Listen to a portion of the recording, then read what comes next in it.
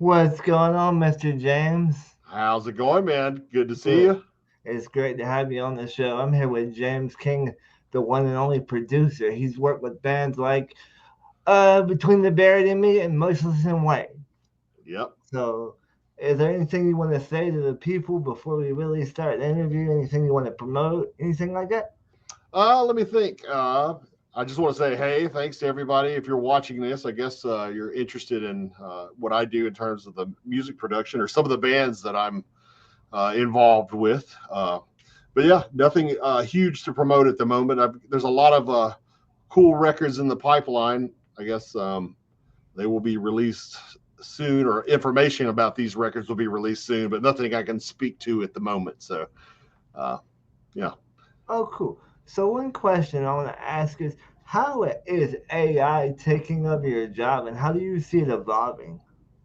Well, I mean, obviously, there's mastering services online that claim to be AI. I mean, I honestly don't believe that they are true AI, but they claim to be AI. And I think the general, I guess, amateur, musician who's looking for mastering services, I think that they think it's doing an actual real job of mastering, and so they're utilizing these supposed AI mastering online services that are pretty cheap, um, but they these services really aren't doing the job, and it's really kind of it's unfortunate. It's definitely, I can see that. I can really feel that it is starting to encroach in some of my work.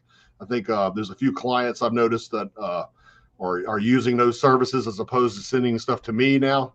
And obviously it saves a few bucks or whatever, but I don't think they realize the mastering that these AI programs are doing. I mean, they're really not doing the proper job. They're not doing part of mastering is having another professional, a human ear to listen to it and to make some creative decisions, and in terms of like would make the project sound its best, EQ wise and level wise and stuff like that. And the AI mastering or any of the preset mastering is more so what I call it. All it's going to do is going to set everything to some arbitrary preset, and whether that sounds good or bad for the song, or is you know sometimes I think if the mix is already kind of like way out of the standard spectrum as far as the level and the overall EQ, it can make the stuff sound better, but it's certainly not going to make the stuff sound its best. In my Okay. opinion. I would say most of the time. Maybe every once in a while it gets lucky, but I would say most of the time, you need a human to listen to it. Of course, Yeah. humans are going to be the ones that ultimately hear this and care anyway. So I think it's worth it. And my mastering services, I mean, I only charge $5 per minute of audio. So I mean, most songs are like anywhere between $10 and $20. So it's about as cheap as it gets for real mastering with real analog gear, real human ear. Yeah. A computer can't compete with that, for sure. That makes sense. So how did you get started in music producing and how have you went through the journey you are and worked with some of the bands that you do? Because I know you work with some pretty big bands, man. That's awesome. I'm just old. Is it old? No, yeah, I think I got started in this. I was when I was younger, I wanted to be a drummer. I started off as a drummer into music, and I guess I was 13 or so when I really got started with drums. And um, but my personal bands, I started off doing like boombox demo recordings and stuff for my That's awesome. bands. And I kind of realized, even with the early boomboxes, I felt like I had a knack for getting things to sound decent with with the budget gear that I had access to. And uh, so I went from a boombox to a 4-track cassette recorder. A lot of your viewers probably won't even know what that stuff is or whatever. It's like you might have to get online for a history lesson. Yeah. Uh, but then eventually I got into some digital tape recording with the ADATs. I guess around 96 or 7, and that's when things really started sounding more professional. Those tape decks, they weren't inexpensive. They're like $5,000 a piece, and you needed like two or three. Um, but I guess the first recording that I did was for my band, uh, Tragic Seasons, and then my next band called Swift, and both bands had a little bit of local success. And when I was doing the Swift project, and I released the Swift record, I guess it was the first like multi-track record that I released. And the guys from Between the Buried and Me, Tommy and Paul, were in a band called Prayer for Cleansing. And I used to do live sound for the local hardcore bands and stuff. And I guess they got a hold of my Swift record, or my band's Swift record, Thoughts Are Thought. And I guess they thought it sounded good, and they hit me up about recording them.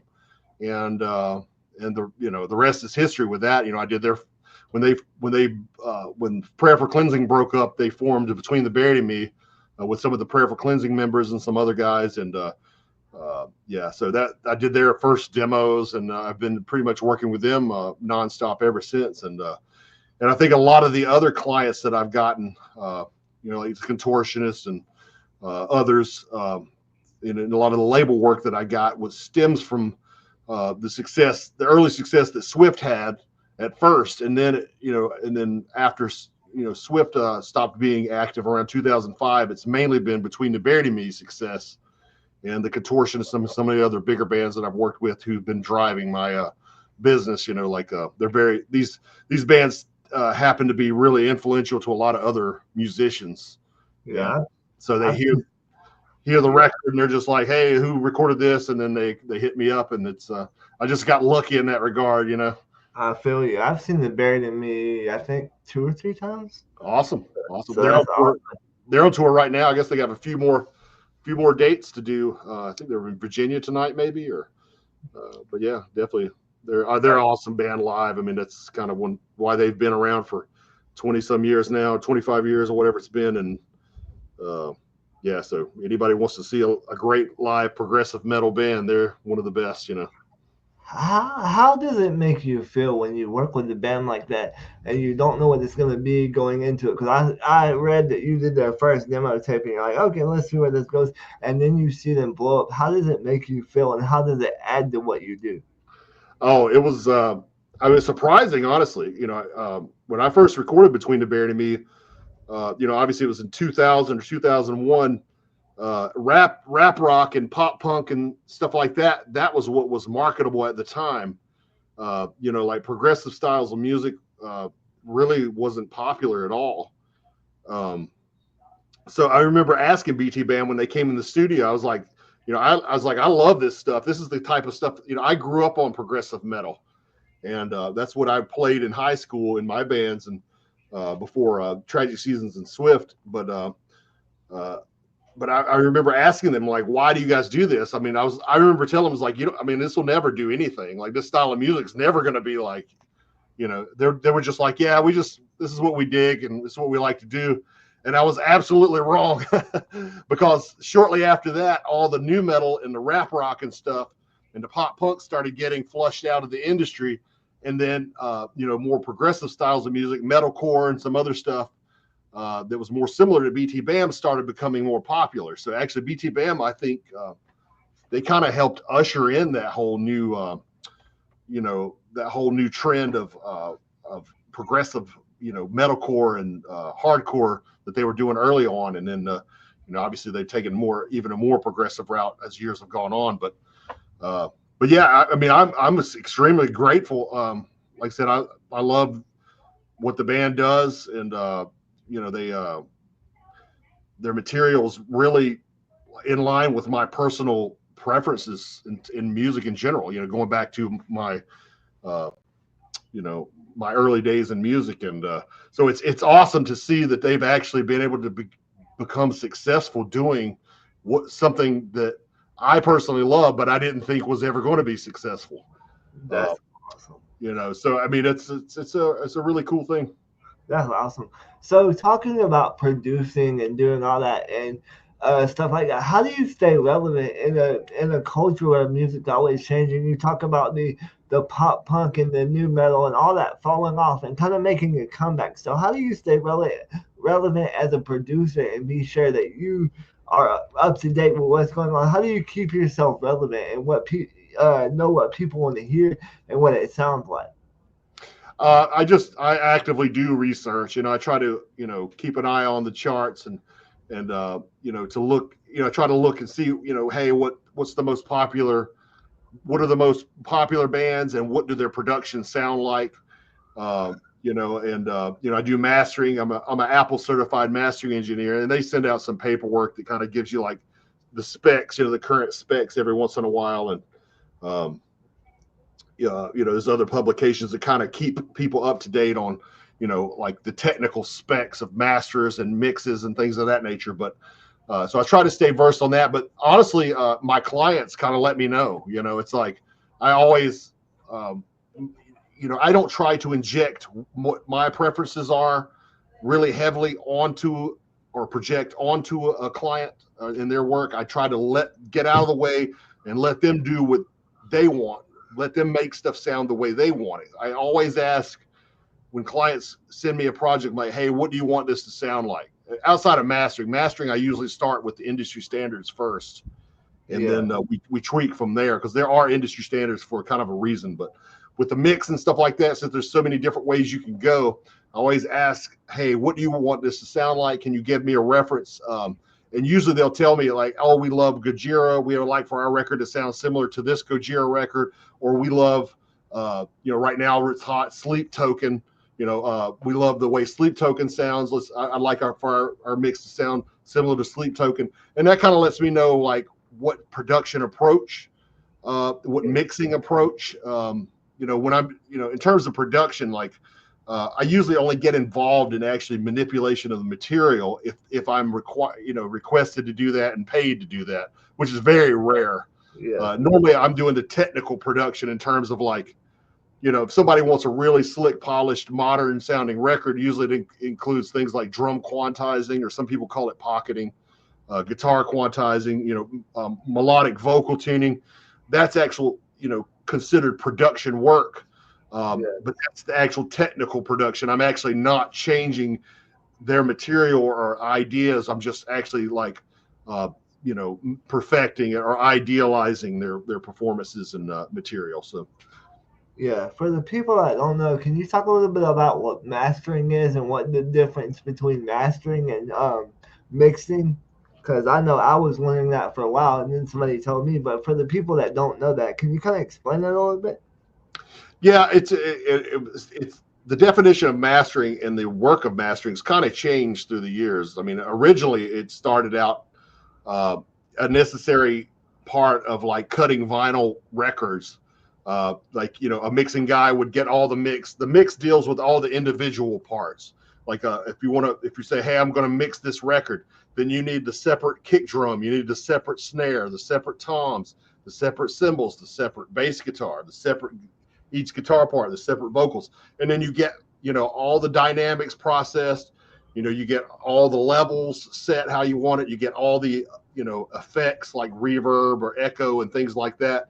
You get all that stuff set how you want it, and then traditionally you get the mix how you want it, and then you send that to a mastering guy, which is typically historically been a master, uh, engineer who has loads of years of experience and a developed ear, who can take that final mixed product where all the individual levels are the way the artist wants, and then he's going to make that sound better, hopefully, or at least sound the same, while making sure that the final product is going to translate from playback system to playback system.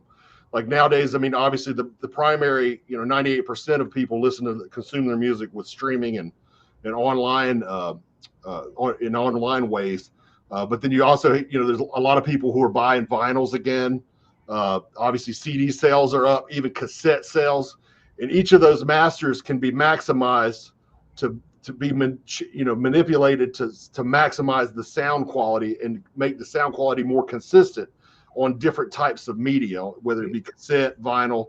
So that's the main job of a mastering engineer, is to make things standardized, is to make stuff competitive level wise and EQ wise with other industry stuff out there, and to make it consistent from playback system to playback system. Yeah, that's awesome. So, what do you think the hardest part of your job is, and what is the most interesting part? The hardest part, I guess the most frustrating part is just dealing with some of the clients. In reality, uh, just these days it just seems like a lot of the clients, back in my day, of course, I'm going to sound like a grandpa saying this, but we used to actually rehearse the material. We used to have band practice, and we would rehearse the material before we'd go in the studio, of course, and have it really written and well rehearsed. And then, but these days it seems like people think it's all studio magic, so they don't really, they'll have their record written on Guitar Pro or maybe some demos, but they don't really internalize the stuff. So it makes it difficult and frustrating when you're trying to get good takes and good performances out of people, but they don't know the material, they haven't practiced it. So basically, you have to default to get a usable take, and automatically if they come in unprepared, or they send files that are really poorly recorded or not properly produced, that you're automatically going to be limited on the quality of product, and then your job has to be just to make something as listenable as possible. And I think that's the most difficult. I say probably the most interesting. I mean, I still love my job, and in terms of like seeing what people come up with. Certainly, when somebody comes in with that are a client sends a record or comes in to record a record and they're doing really unique and original, and or just unique for me styles of music and ideas and things that I haven't heard. It's really rewarding to hear things come together and feel that it's, hey, this is something that really is an interesting contribution to recorded music. And so that's something I really feel like is interesting and rewarding. Yeah, well, I met you through my buddy Lowe, and he does the industrial metal, I call it.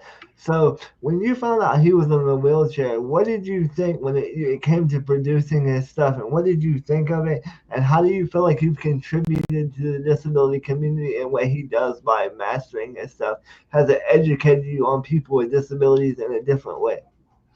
Well, I've always, I've been around disabled people here and there through my life, so it's I've never, as many would say, I look at a disability. Oftentimes, people who have disabilities, it heightens their ability in other areas beyond oftentimes what somebody that isn't considered disabled. So, I mean, I honestly, I don't think I realized that he was disabled when I started the project. I mean, it doesn't really have any bearing on me in terms of how I feel about what he's doing. I think it's awesome that he's doing it. I think, like I said, everybody, you should try to just do whatever you do, that you would enjoy doing. And, I think he's very inspirational in that matter. It's like if he's got disabilities, I don't know what his disabilities are. I don't know the degree or anything like that, but it's obviously not in music because his music kicks ass. Yeah, it really does.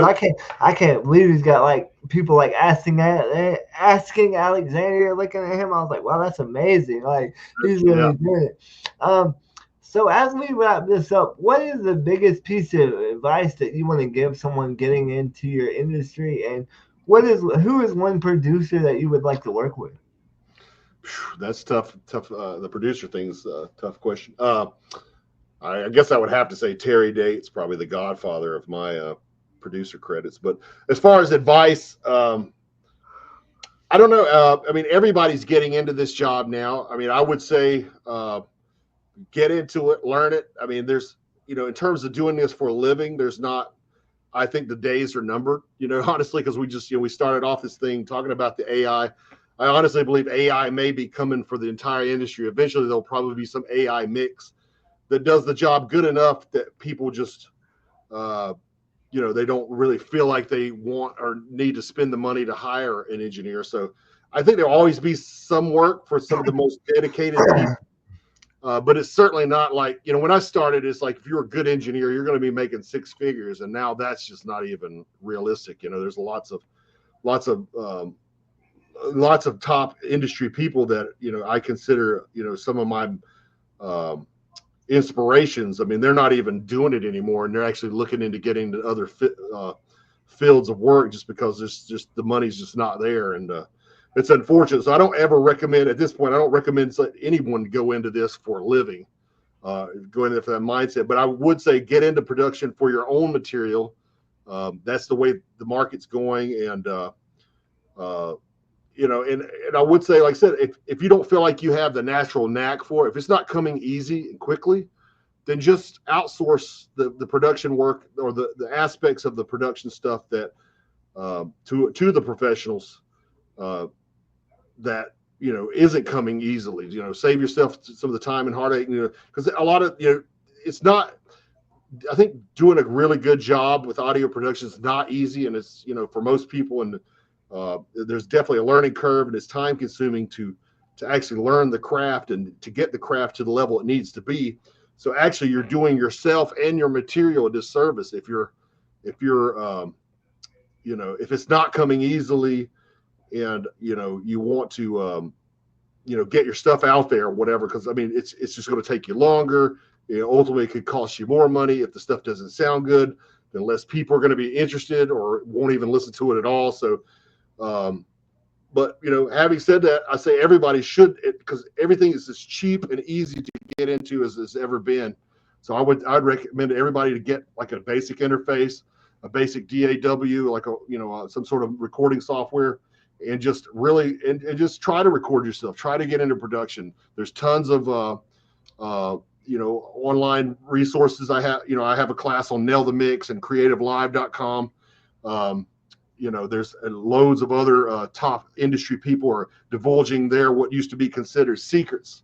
So all the information's out there for easy picking. So I would say just get the basic stuff, get the information, see if it's coming easy, see if you feel like you have a knack. If you have a knack, then maybe push forward into that. If you don't have a knack, then just be like, hey, this is getting in the way of my music creativity and productivity, and then outsource the stuff that you don't like doing or don't feel like you have a knack doing. And but yeah, I think it's definitely a positive for everybody to get into it and to at least check it out. That way you have some knowledge, and you can communicate. Even if you do end up hiring a professional, you can communicate what you want a little easier if you actually have the terminology and experience in some of in the production world.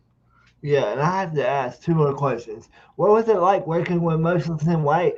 And how did you go from being a music producer and doing the between the Buried in Me DVD? I saw you did that. So was there any change between the two, and how hard was it to go from doing a DVD from doing music to a DVD? Well, the Motionless and White thing, I really didn't work with them a whole lot. I think they came in, we tracked some stuff here. This is in their early days, back when they were more of a metalcore sound.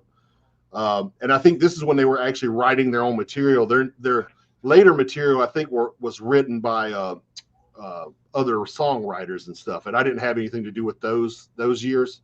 But they were really cool guys, and obviously they had the talent from the beginning. And but I think it was probably a wise decision, because the style of music they were doing at the time was probably on its way out in terms of like mass popularity, and they got it with some good songwriters and crafted some stuff that obviously really resonates with masses of people. So, but yeah, I haven't spoken to those guys in some years.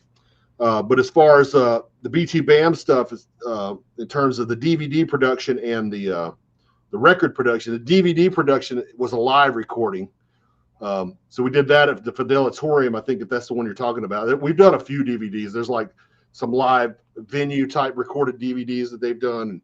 But if you're talking about the Fidelitorium studio project or studio live recording, basically all we did was set everything up and mic'd it up just like you would a live concert, but it was in a studio environment, and they played the record from top to bottom. And I just mixed it. So that's the difference. In a studio situation, you really focus to make everything as perfect as possible, or as ideal as possible for the part. We track the drums first, then we do the drum production, then we'll track the rhythm guitars, then we'll do the bass, and then the lead guitars, and then we'll do the vocals, and everything is done in parts. So we can focus and try to make all the tones the best possible, all the performances the best possible. The live DVD they played it, and whatever they played is what was mixed and released, And so, if there's any mistakes in there, there's the mistakes and stuff are going to be on the record. Of course, BT Bam is a great live band, so there's not many mistakes. But yeah, those are the two main differences. I mean, some people honestly prefer the DVD recording to the actual produced studio records.